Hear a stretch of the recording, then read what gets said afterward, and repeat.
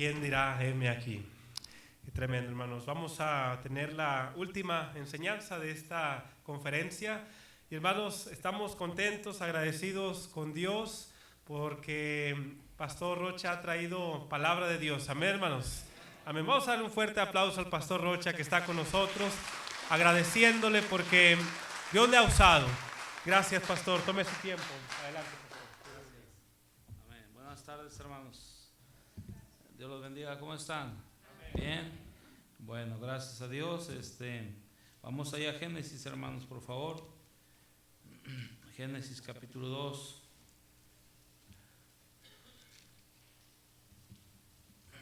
Voy a darle un pequeño giro y no al sentido, porque estamos hablando de la obra misionera, hermanos, y a veces la obra de Dios se hace con gente, hermanos. ¿Eh? Entonces, si la gente no está bien, ¿cómo se hace la obra?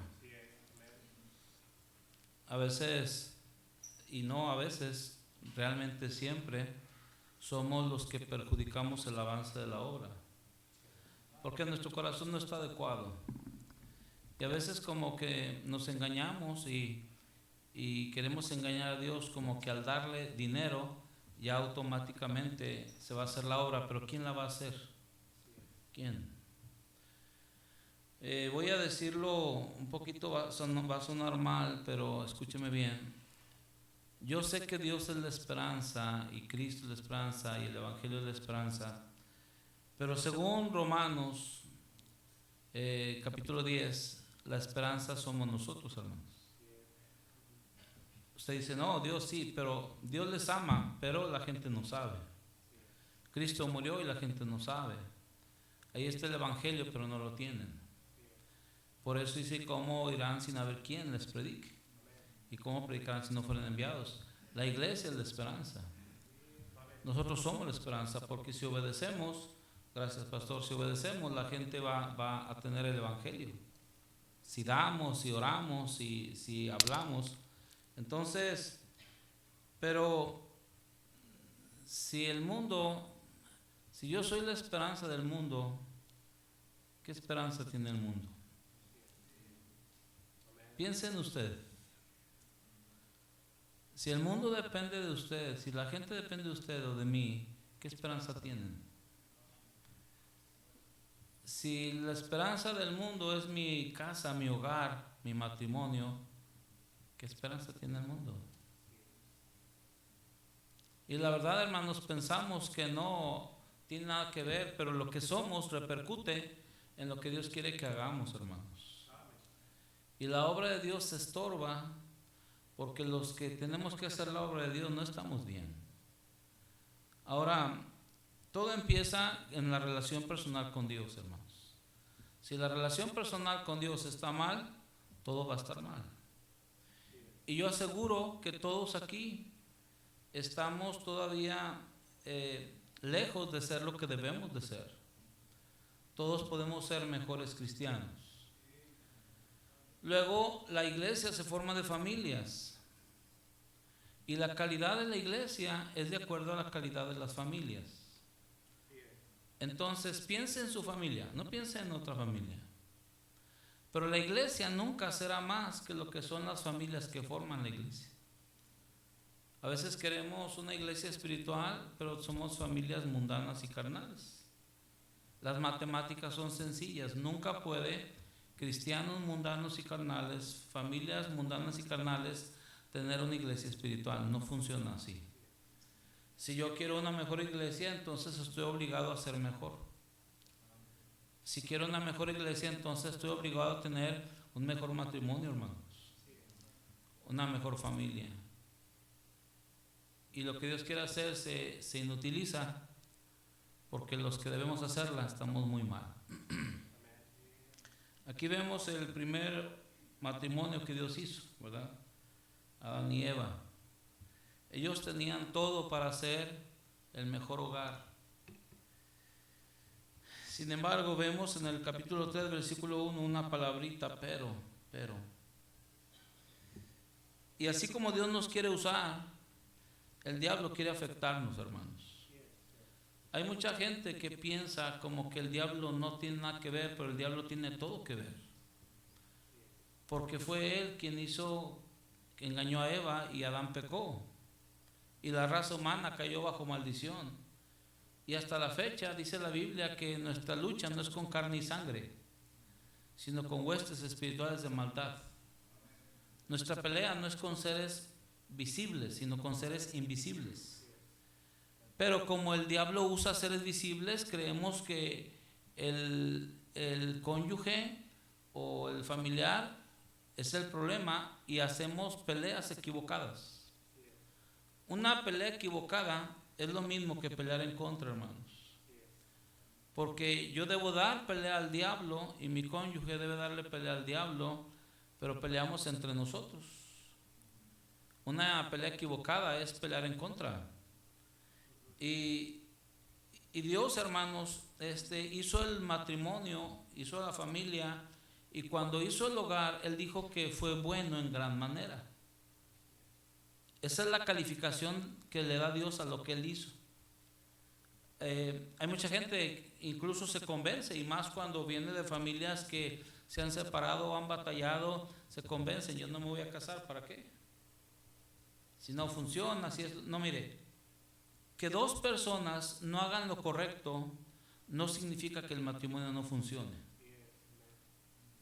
El asunto es que dos personas haciendo lo incorrecto hará que el matrimonio no sea lo que debe de ser.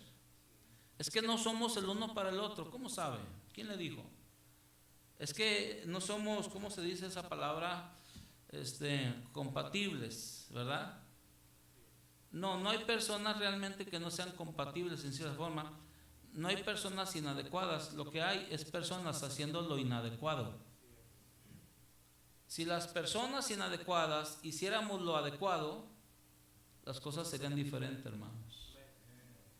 Entonces, ¿para qué es el matrimonio? ¿Para qué hizo Dios el matrimonio? Bueno, voy a mencionar algunas cosas. Primero, Dios hizo el matrimonio, hermanos, el hogar, para bendición mutua. Dios miró a Adán y no sé si le dio lástima, no sé si dijo pobrecito, pero Adán miró que pasaron todos los animales, les puso nombre al elefante, a la elefanta, al jirafo, aunque yo sé que no se dice así, la jirafa, al rinoceronte, la rinoceronta, el chango, la changa, el hipopótamo, la hipopótamo, y luego se dijo: ¿y yo qué? ¿No? Dice que Dios dijo: no es bueno que el hombre esté solo. Y Él sella la creación con la perla preciosa y hace a la mujer. Lo durmió, le sacó una costilla y luego se desmodorra Adán y mira hacia un lado y se le salen los ojos, ¿verdad? Dice: wow, esto está de lujo. Nada comparado a la mujer. Y Dios los une en matrimonio.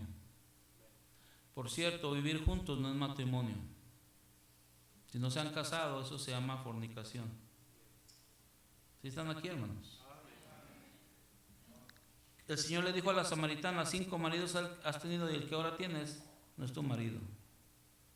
A veces gente cree que porque ya tiene 10, 15, 20, 30 años viviendo juntos sin casarse, ya se graduaron y ya es matrimonio. No, hermanos, mientras no se casan, serán 10 años, 15 o 20 fornicando.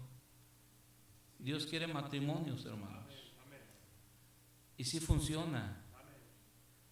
Y no porque gente fracase, ya todos están destinados a fracasar. Pero el matrimonio fue hecho para bendición mutua. Dios vio a Adán y lo quiso bendecir. Le ayuda idónea, pero también la quiso bendecir a ella, hermanos.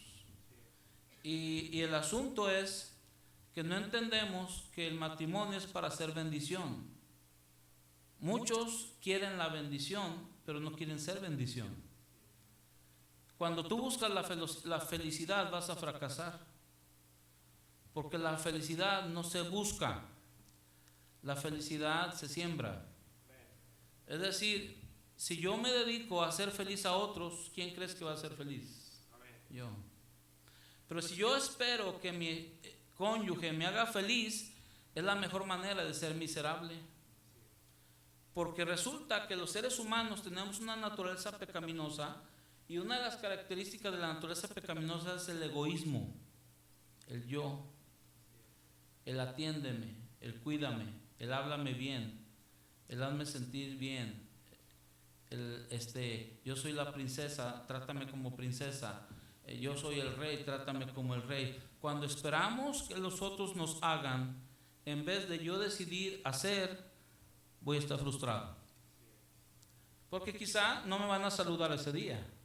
No me saludas, no te saludo. No me ofreciste nada, yo tampoco te ofrezco. Me ignoras, te ignoro. Cuando la actitud es ser bendición, porque Dios quiere que yo sea bendición, las cosas van a cambiar, hermanos. Cuando yo decido ser benigno, porque Dios decide ser benigno, las cosas van a cambiar. Dios no es benigno si yo lo trato bien. Él es benigno porque Él quiere ser benigno, hermanos. Y cuando esa esposa o ese esposo deciden vivir para el cónyuge, no para su propia felicidad, sino para bendición mutua, para ser benigno con el otro, buscar el bien del otro, yo voy a ser bendecido, hermanos. Dios quiere que el cónyuge sea prioridad. Y aquí es uno de los grandes problemas, porque muchos no entienden que, como dice mundanamente, el que se casó se amoló, ¿verdad? Ya las cosas no deben ser igual. Ya el deporte no debe ser prioridad. Los amigotes del barrio tampoco deben ser prioridad. La mamá no debe ser prioridad. Algunos tienen mamitis. Todo bigotón, todo musculoso y mami. Y también hay mujeres que tienen mamitis. Dios dice dejar al hombre a su padre y a su madre. No es que la mujer no lo deje, pero el hombre es el principal en entender eso, porque la mujer, como Dios la hizo bajo autoridad, se casa, está bajo autoridad, su estatus no cambia, pero como Dios hizo al hombre bajo autoridad para ser autoridad, su estatus cambia. Y a él le debe caer el 20. Y los dos deben entender que ahora son lo más importante. Si viviéramos con la mentalidad, mi cónyuge es prioridad. No despreciando a los demás, no me refiero a eso, no me refiero a ser sangrones, me refiero a que sea mi enfoque. Buscar bendecir a esa persona que Dios me prestó. Porque al final, ese que vive contigo o esa que vive contigo no es tuyo, es de Dios. Mi hija dice, papá, me duró bien poquito mi esposo, ni 8 años. Esos días de su enfermedad, de su agonía, no importa lo que hiciera, se iba pagando mi yerno y no importa lo que hiciera mi hija, no podía retenerlo. Sus últimos momentos, yo estuve ahí en el cuarto con ellos dos ahí juntitos en la cama, yo sentado allá en un sofá, y ellos abrazándose, acariciándose y besándose y diciéndose cosas. Estuve ahí porque mi hija no quería quedar sola en el momento que falleciera. Y ahí estaba yo mirándolos, y por más que deseara él quedarse, no se podía quedar. Y por más que ella deseara retenerlo, no lo podía retener. Ese cónyuge no es tuyo, es prestado. Pero somos tan egoístas, tan carnales, tan viviendo por mis derechos, lo que yo merezco, que se nos olvida que yo estoy puesto para hacer bendición al cónyuge. Y en la bendición que yo lo sea, encontraré mi plenitud y satisfacción. ¿Para qué es el matrimonio? Para hacer bendición uno al otro. Número 2, ¿para qué es el matrimonio? Para hacer bendición a los hijos. Dios nos presta hijos y quiere bendecirlos a través de nosotros. Nos los da como una hoja en blanco para que le metamos la información al chip, para que moldemos ahí lo que Dios quiere, para que formemos hombres y mujeres que un día Dios va a usar. La mamá de Juan el Bautista, la gente preguntaba, ¿quién será este niño? Y yo te pregunto, ¿quién será ese niño? El problema es que los criamos como si siempre van a ser niños, en vez de criarlos para que sean hombres y mujeres de Dios. Los criamos como si son nuestros, en vez de criarlos entendiendo que son un préstamo. Yo te lo presto, me lo vas a regresar. Son la herencia de Jehová, no la nuestra, hermano. Y Él nos los confía y hacemos las cosas a nuestra manera y los planes a nuestra manera, y se nos olvida que muy pronto dejan de ser niños, se convierten en jóvenes y luego adultos. La vida más larga de nuestros hijos no es la niñez, hermanos. Por cierto, la más corta es la juventud, de los 13 a los 20. Algunos quieren ser jóvenes, ya son de 30, 40, quieren seguir siendo jóvenes. Ya eres un adulto. No eres joven, no eres joven, debes ser un hombre ya, un hombre. Pero la influencia con los hijos es de los 0 a los 12 años, hermanos. Por eso los niños de 0 a 12 años no ven mujer más hermosa que su madre, hombre más fuerte y más inteligente que su padre, ¿verdad? Oye, los niños usan una frase, papi, mi papito, ¿verdad? Y me encanta. Así eran mis hijas y mi hijo, papito, papi. Ahora mis nietas me dicen así, ¿verdad? Tatita, mi tatita. Y ya mis hijas fueron creciendo y luego era pa. Ahora soy pa. No sé, a los años nada voy a ser la pura A, ¿no? Pero cuando estaban y venían y me besaban y mi papito. Y una vez estaba yo en una oficina de correos en Texas, allá en Mission, y se paró a mi lado un negrito, esos que dicen morenitos. Yo lo veo negritos, pero dicen morenitos, ¿no? Tenía una espaldota de ese tamaño, hermanos. ¡Wow! Era un monstruo, no era un ser humano. Era unos brazotes, hermanos, que daba entre coraje y envidia, de verdad. Y luego se ponen las camisetitas, ¿sí los han visto, verdad? Sí. Yo volteo con Joel, mi niño estaba chiquito, me dijo, ¿quién está más fuerte, hijo? Él o yo. Y mi niño con toda convicción y sinceridad dice, tú, papá. Y yo dije, ay, qué bueno que no sabe español, ¿no? ¿Por qué crees que los niños admiran a su papá, a su mamá? Quieren estar siempre con papá y con mamá. Sales a la tienda y yo voy, y te siguen y te enfadan. ¿Sí es cierto o no es cierto? Y quítate de aquí, vete para allá. Es que Dios los hizo de tal forma para que sean bendecidos por papá y por mamá. Desgraciadamente ahora ya no hay mamás en la casa. ¿Sí se entendió lo que dije? A veces dudo si mi español es suficientemente claro. El problema es que ya no hay mamás en las casas. La mamá se está realizando, no se halla en la casa. Le enfadan los niños, cree que es esclava estar ahí. Dios la puso para ser cuidadora de la casa, para ser una mujer donde forme a niños.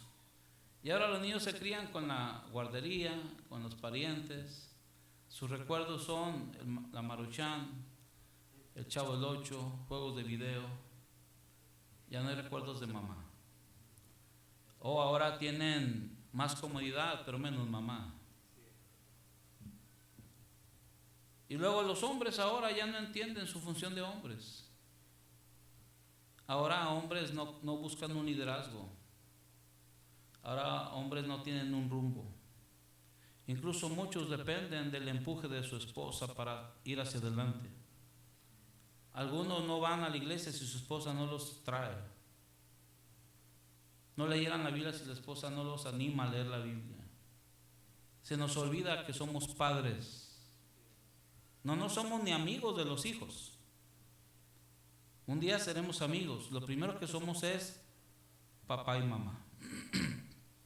No estoy llamado a ser favorito de los hijos, ni estoy llamado a ser cómplice de los hijos, ni estoy llamado a ser el que ellos prefieran. Estoy llamado a ayudarlos, estoy llamado a educarlos, estoy llamado a corregirlos, estoy llamado a estorbarlos, estoy llamado a hacer bendición a esos niños que Dios me prestó. Pero el ambiente de la casa es bien tóxico. Gritos, pleitos, maldiciones. No hay respeto de la esposa al hombre, no hay amor del hombre a la mujer. Los roles están tan cambiados. Los niños no son un enfado, los hacemos enojar, los provocamos a ira. Los dejamos todo el día ahí viendo caricaturas que son muy satánicas, por cierto, y muy sucias. Y se nos olvida que esos niños van a crecer. Que nada más tengo 12 años para influenciarlos. Y después lo único que haré por ellos es orar. Sí, yo a mi hijo de 22 años le digo: Joel, ¿cómo estás? ¿Estás leyendo la Biblia? Joel, esto, ¿cómo estás con tu celular, hijo? Hijo, no le abras puertas al pecado, el diablo te va a destruir. Le mando versículos. ¿Qué pasó, hijo? Fuiste a la iglesia, porque él vive en otra ciudad. Pero ya no lo puedo formar. Ya no lo puedo llevar de la mano. Mi tiempo de influencia ya pasó. 12 años. Se pasan como un pestañeo y muchos ni cuenta se dieron. Se la pasaron buscando por sus derechos, buscando por su felicidad, reclamando siempre, resentimientos, amargura, gritos, peleas. Los niños crecieron. Los afectamos. Hermanos, los hijos traen un plan de Dios. Dios quiere hacer algo con ellos. Y nuestro deber es ayudarlos a que se cumpla ese plan. ¿Para qué los quiere Dios? ¿Por qué me los prestó? ¿Por qué me lo confió a mí? Tanta gente que no puede tener hijos. Y a nosotros nos bendijo con hijos y no entendemos para qué. El matrimonio está hecho para hacer bendición uno al otro, para hacer bendición a los hijos. Tercer lugar, el matrimonio está hecho para hacer bendición para otros hermanos. Bendición en este mundo. La Biblia dice: vosotros sois la luz del mundo. Vosotros sois la sal de la tierra. Dice la Biblia que somos real sacerdocio, nación santa, pueblo adquirido por Dios para que anunciéis las virtudes de aquel. Dios quiere que a través de mi vida y de mi hogar la gente vea a Cristo, conozca a Cristo. ¿Cuál es el testimonio de tu casa con los vecinos? ¿Qué oyen? A veces pleitos y tantas cosas, ¿verdad? ¿Marcamos una diferencia para otros o no? Debemos ser, hermanos, y desear ser un matrimonio de bendición para que otros sepan cómo conducirse, cómo tener una relación matrimonial, cómo ser los padres, que el mundo vea que hay algo diferente a lo que este mundo ofrece, hermanos. Dios hizo dos instituciones divinas, la iglesia y el hogar, y eso no debería ser igual a nada, hermanos. Un hogar donde Dios es glorificado, donde Dios es mencionado, donde hay pláticas de Dios, donde somos bendición. Deberíamos de ser los mejores vecinos del barrio, hermanos. Los mejores compañeros de trabajo, los mejores alumnos, los mejores trabajadores. Estamos puestos para, así dijo el Señor: vosotros sois la sal de la tierra. Está diciendo, entiendan, ustedes no son igual. Y no en soberbia, no, sino para entender el propósito. Yo tengo que alumbrarles, tengo que salarles. Soy la luz del mundo, soy la sal de la tierra. Estoy puesto para marcar una diferencia, me guste o no, porque soy hijo de Dios. Y ellos deben de ver cómo viven hijos de Dios, cómo son los hijos de un hogar de hijos de Dios, cómo es el ambiente.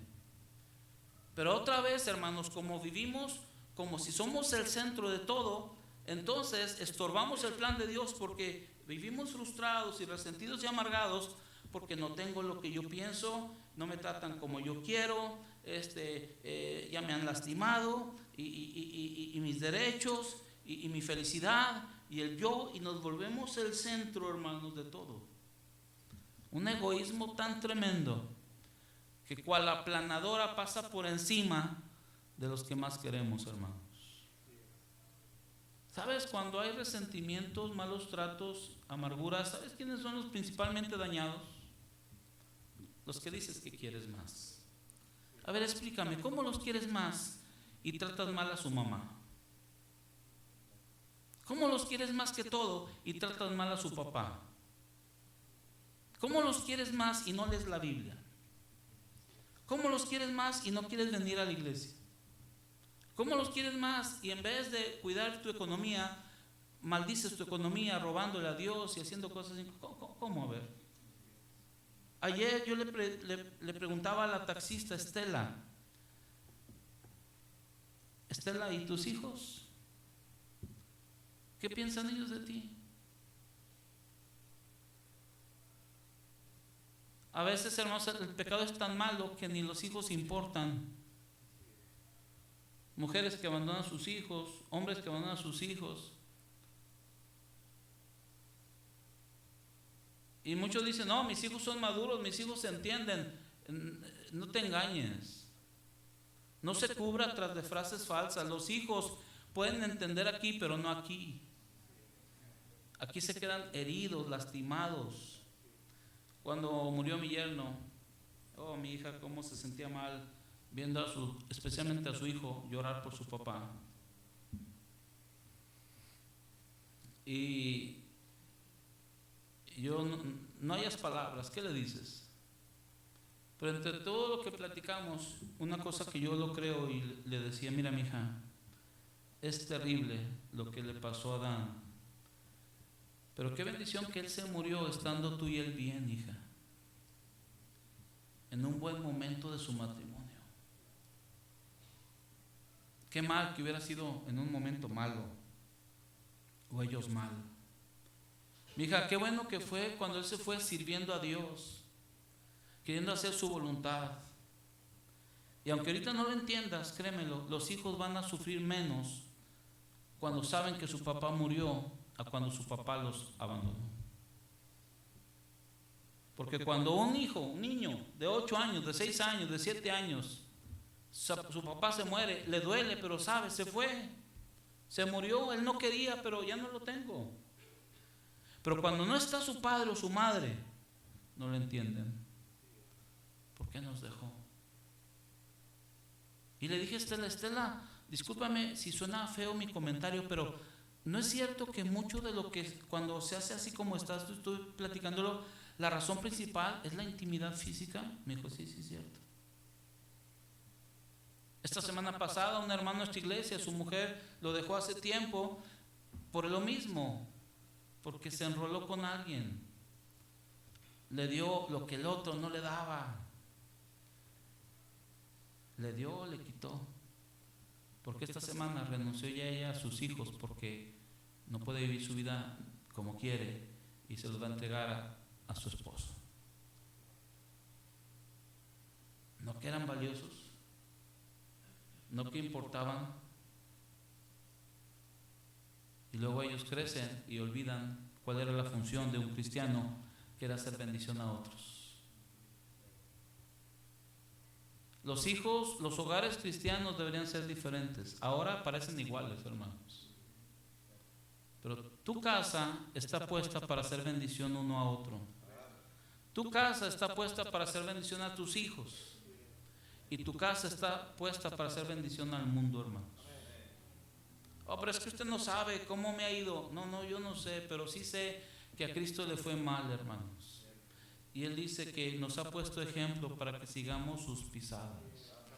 Es que usted no sabe las injusticias que recibo. No lo sé. Lo que sí sé es que Cristo fue tratado injustamente, hermanos. Y en este mundo yo no estoy, aunque quiera, para que... Mira, en este mundo siempre va a haber injusticias. Pero yo estoy en este mundo para seguir a Cristo aún en medio de las injusticias, hermanos. Número 4, ¿para qué es el matrimonio? Es para ser un instrumento útil en las manos de Dios, hermanos. Dios te quiere usar a ti. Dios quiere usar tu familia. Dios quiere que seamos instrumentos de salvación a otros. ¿De dónde va a sacar Dios los misioneros? ¿De la universidad? ¿Del tecnológico? Dios los saca de las familias, hermanos. De tu casa y de mi casa. Dios quiere que nuestro hogar sea como un faro que alumbra, un faro que guía, un faro que ayuda. Que incluso cuando la gente que no te quiere por ser cristiano, sepa que en sus momentos difíciles, ¿a dónde puede ir por ayuda? Un instrumento, un hogar que Dios puede usar, un hombre que Dios usa, una mujer que Dios usa. Miren, hermanos, es bien triste que las iglesias se llenan de familias, pero no creen que Dios quiere usarlos como instrumento. Para ellos es como nada más vengo como a un teatro, ser un espectador, como a una función, nada más. No, Dios quiere usarte. Dios quiere usar tu matrimonio, quiere usar tu vida. Hay gente que necesita de ti. Tú puedes marcar la diferencia para mucha gente. O para un niño, un drogadicto, etcétera. Hay tantos testimonios como un hombre, una mujer, un matrimonio bendijeron a otras personas, y este mundo está lleno de gente en ignorancia, en el pecado, y gente que sufre, hermanos. ¿Quién los va a abrazar? ¿Quién va a orar por ellos? ¿Quién los va a bendecir? Dios quisiera hacerlo, pero no lo va a hacer. Pero nos puso a nosotros para hacerlo, hermanos. Para que Él se muestre a través de nosotros. Para que extendamos misericordia, para que usen nuestros brazos, usen nuestra boca. Que no seamos un simple adorno en un templo, sino matrimonios que Dios usa. Una pregunta, no me la contestes.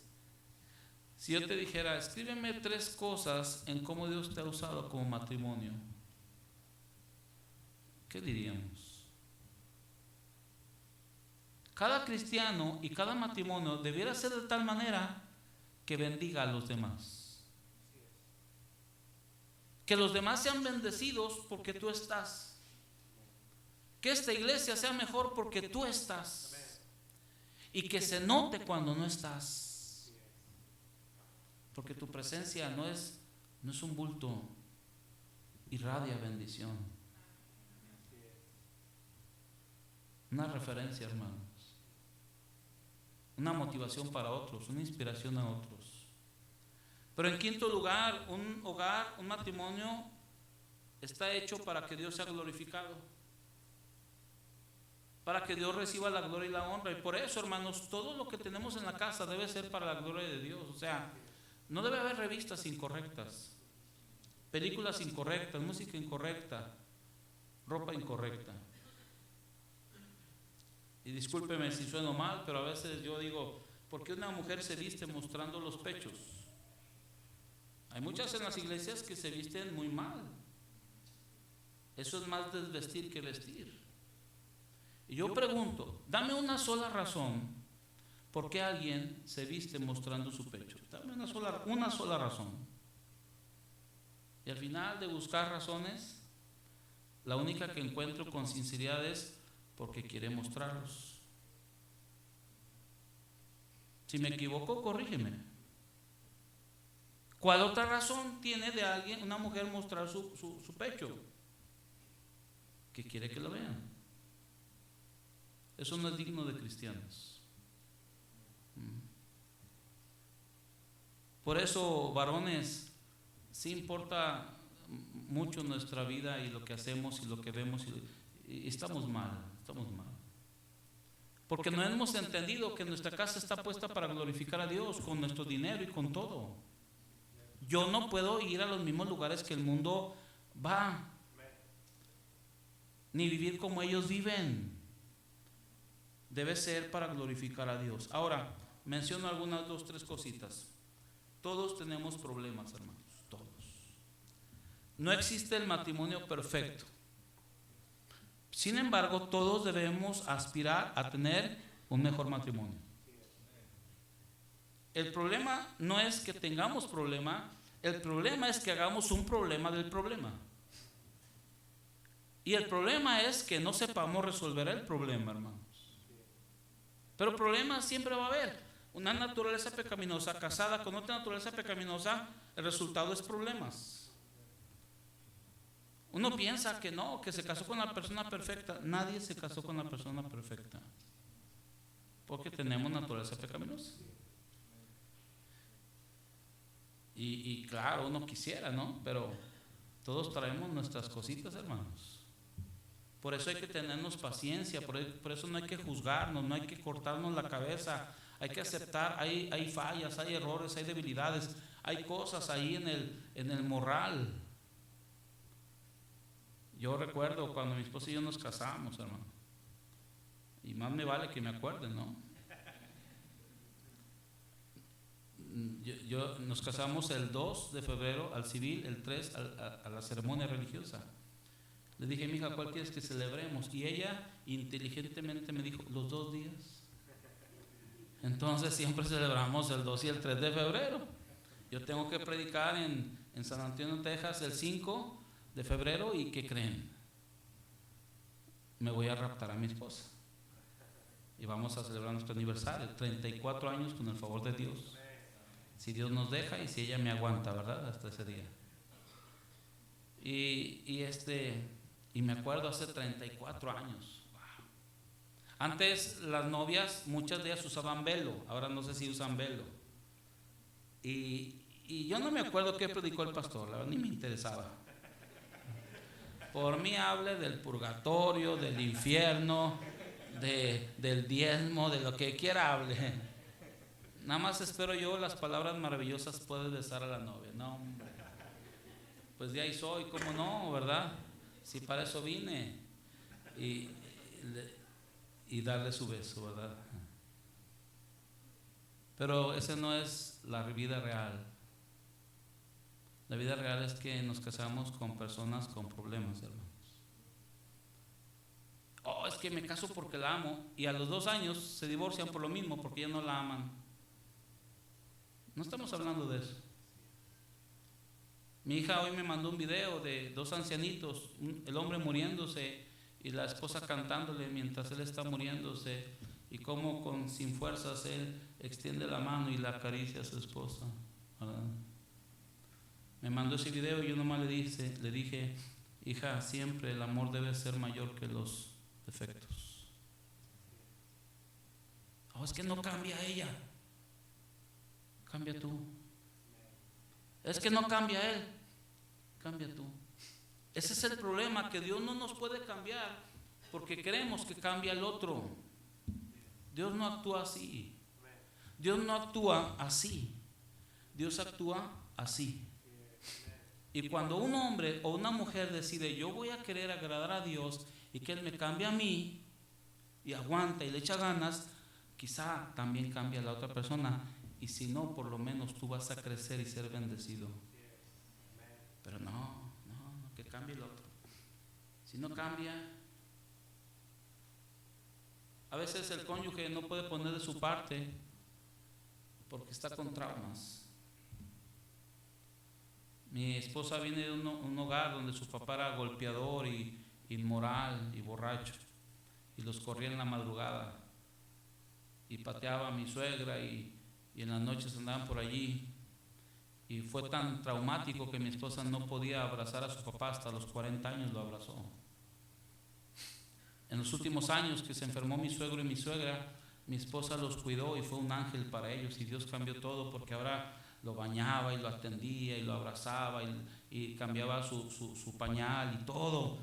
Y Dios le dio un refrigerio con mi suegro y mi suegra, que mi suegra era otra cosa especial, hermanos. Cuando abres tu corazón a perdonar completamente, Dios bendice. Dios bendice. Pero me acuerdo, recién casados, yo le dije algo y ella reaccionó así un poquito rara, y yo la senté y le dije, mija, no soy tu papá. Aunque me oigas hablar con autoridad o pidiéndote algo, no tengas temor, yo no soy tu papá.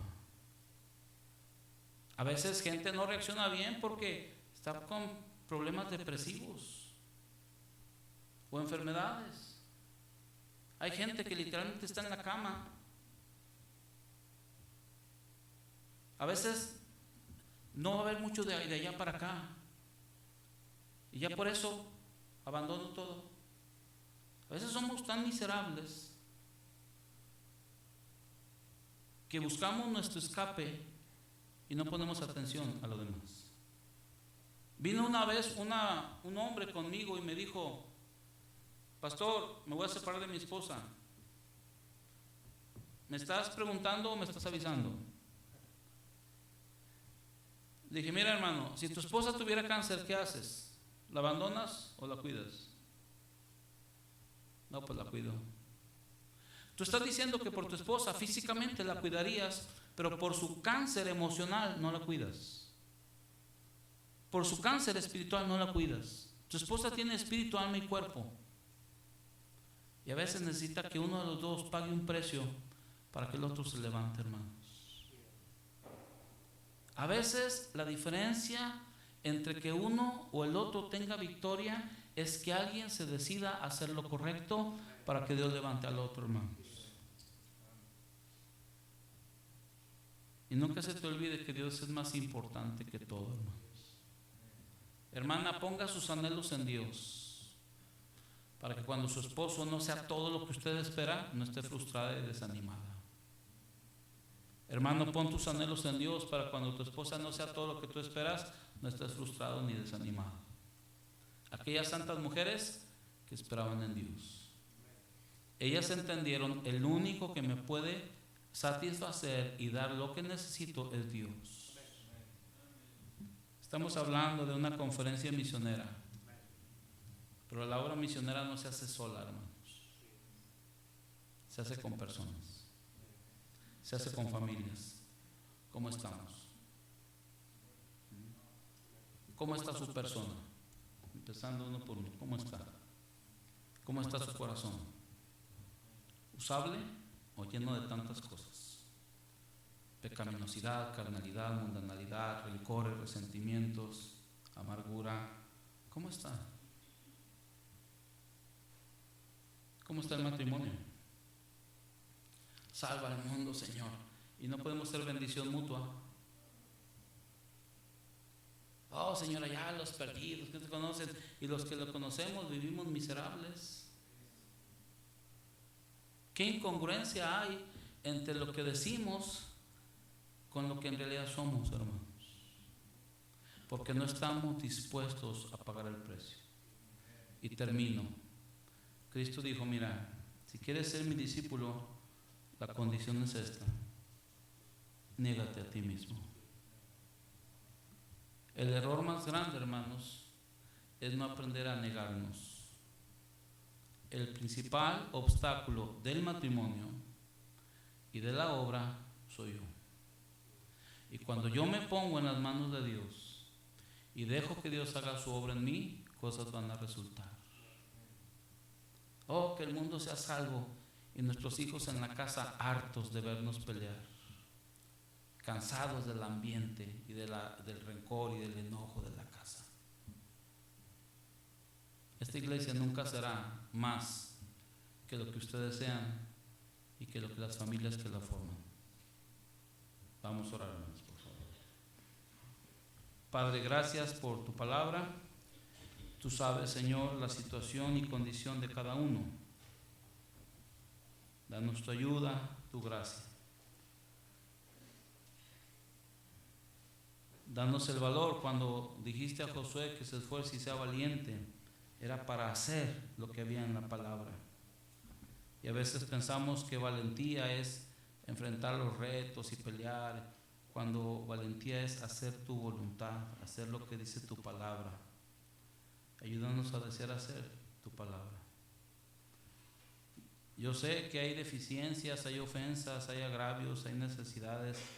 Yo sé que hay tantas cosas, pero Señor, tú eres un Dios bueno y de misericordia. Ayúdanos, Padre. Danos valor, danos convicción. Bendice, por favor. ¿En qué manera Dios le haya hablado, hermanos? Yo no sé, pero respóndele a Dios. Deje su lugar, venga al altar, hable con Dios.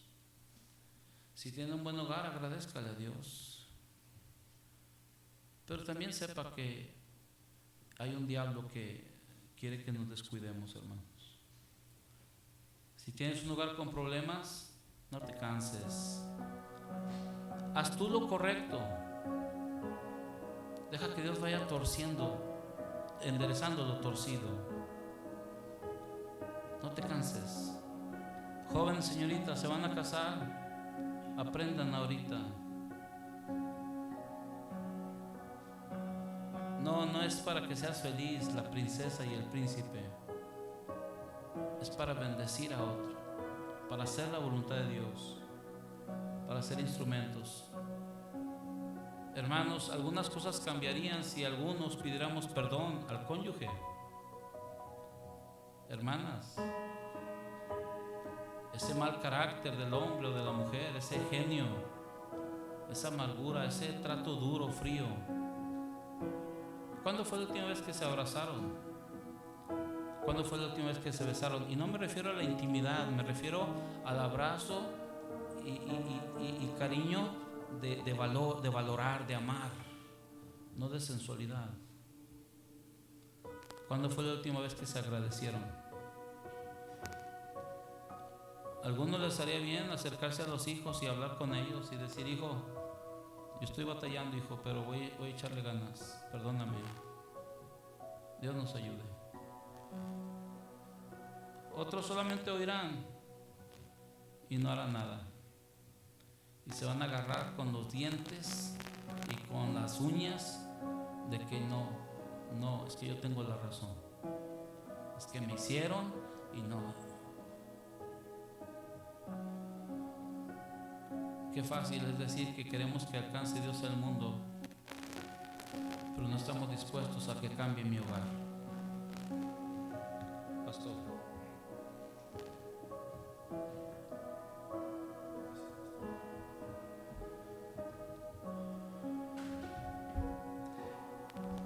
Gracias, Dios, por hablarnos a través de tu siervo. Ayúdanos, Padre, a tener una iglesia con familias fuertes, con familias unidas. Te pedimos, Señor, que tengas misericordia de cada uno de nosotros. Por favor, Padre, bendice tu iglesia, Señor, y gracias por este mensaje que sin duda como iglesia necesitábamos para que podamos fortalecernos en cumplir la gran comisión, teniendo familias unidas, familias fuertes que puedan ser luz en otros lugares. Señor, gracias te damos. En el nombre precioso de Cristo Jesús te pedimos esto. Amén y amén.